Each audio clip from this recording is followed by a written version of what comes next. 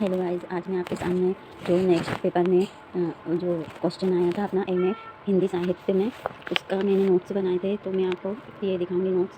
तो वो क्वेश्चन था, काल विभाजन एवं नामकरण संबंधी समस्या पर विस्तार से प्रकाश डालिए। ये आया था क्वेश्चन 15 नंबर का।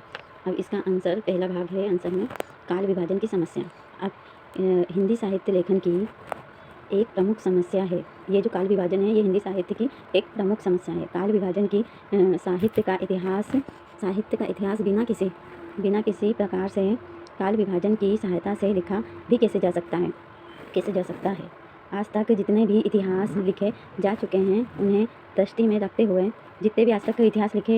दृष्टि से रखते हुए उसकी कल्पना करना केवल कल्पनात्मक प्रतीत होता है। जिस समय इस काल विभाजन के लिए किसी उपयुक्त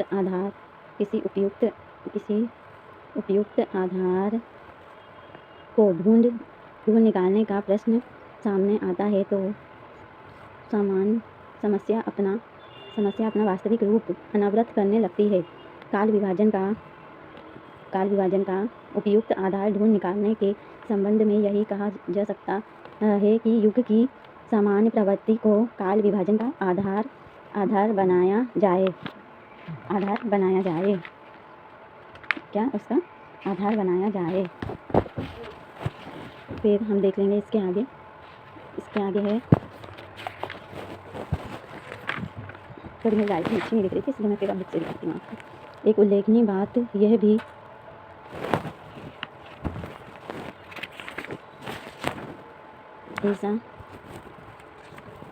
ऐसा किया जाने पर ही काल विभाजन पर्याप्त अंशों में संतोष प्रदान प्रतीत होगा। दिशा से इस प्रश्न पर विचार किए जाने पर पता चलता है कि युग की समान प्रवृत्ति के पाना तथा उसे ही काल विभाजन का आधार बनाना आसान और खतरे से खाली नहीं है। समान प्रवृत्ति की पकड़ यदि ठीक हो तो भी उसके समान प्रवृत्ति के बाहर वाली रचनाओं की अपेक्षा की जाती है। समान प्रवृत्ति संबंध रचनाओं के सम्मुख अन्य रचनाओं की महत्ता की तरफ ध्यान न जाना स्वाभाविक ही है। कभी कभी तो इस तरह की रचनाओं से पूर्व अवहेलना तक हो जाती है, जो विशुद्ध काव्यात्मक की दृष्टि से सामान्य प्रवृत्ति प्रतिनिधित्व करने वाली रचनाओं की अपेक्षा कहीं अधिक महत्वपूर्ण होती है। सामान्य प्रवृत्ति की पकड़ यदि कहीं गलत हो जाए तो महत्वपूर्ण कृतियों का यह अवहेलना कितना अधिक भयंकर रूप धारण कर लेगी, इसकी कल्पना मात्र से भी मन सिहर उठता है।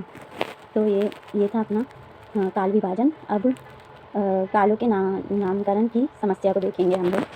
तो कालों की नामकरण की समस्या का ये है आंसर, मूल प्रवृत्ति को ही नामकरण का आधार बनाया जाए तो भी इस प्रकार के प्रयास में कभी भी अतिव्यापित दोष के आ जाने तथा कभी एकदम भ्रामक हो जाने का डर बराबर बना रहता है। उदाहरण हिंदी के आदिकाल के नामकरण को ही लीजिए।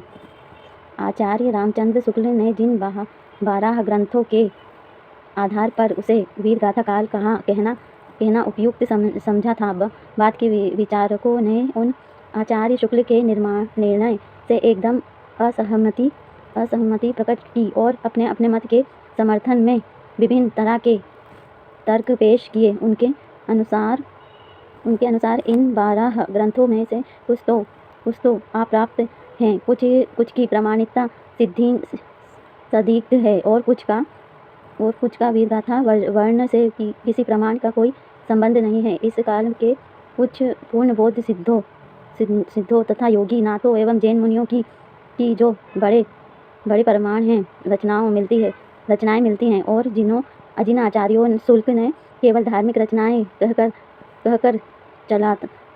चलता कर दिया था। विशुद्ध काव्यात्मक और हिंदी काव्य रचना में स्वरूप के विकास से दृष्टिकोण से आज अत्यधिक महत्वपूर्ण मानी जाती है। ऐसी स्थिति में आदिकाल को वीरगाथा काल कहना एकदम भ्रामक तथा अतिव्याप्ति दोषपूर्ण प्रतीत होने लगता है। इसी तरह शुक्ल जी के रीतिकाल और आधुनिक काल को भी अब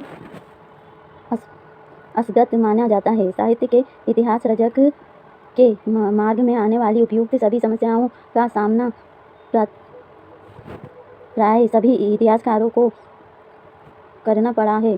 कहना ना होगा कि आज की स्थिति लगभग वही है। ध्यान दें और तटस्थ दृष्टि से स्पष्ट कहें तो हिंदी साहित्य के क्षेत्र में सर्वाधिक प्रधान और वास्तव में सिरदर्द बनी समस्या एक और भी है। स्पष्ट हमारा संकेत है व्यक्ति पूजा से, जिसके कारण एक तरफ तो हम मान्य इतिहास की व्यक्तित्व मान्यताओं का आधुनिकीकरण करने लगते हैं और दूसरी ओर अपनी मेधा का चाहने पर भी प्रयोग नहीं कर पाते। परिणाम एक और तो नई पीढ़ी विशेष पत्र समुदाय पर मठ धीर अपने एकांगी अंधेर निर्माण लाते हैं। एक दूसरी तरफ विवरण भयभीत छात्र समुदाय भेड़ों की भांति पुराने को ही दोहराते रहने को मजबूर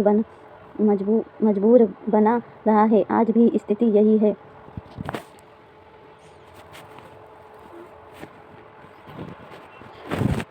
ये हमारा प्रश्न पूरा होता है काल विभाजन एवं नामकरण संबंधी समस्या पर विस्तार से प्रकाश डालिए वाला। इसके मैंने दोनों काल विभाजन और नामकरण के संबंध में ये दोनों बता दिए हैं और मैंने धीरे धीरे इसलिए पढ़ा था क्योंकि आप लोग लिख भी सको और अच्छे से एक एक शब्द देख भी सको। तो मेरे चैनल को लाइक एंड सब्सक्राइब जरूर करें। मैं आगे और भी क्वेश्चन डालूंगी आपके लिए। धन्यवाद।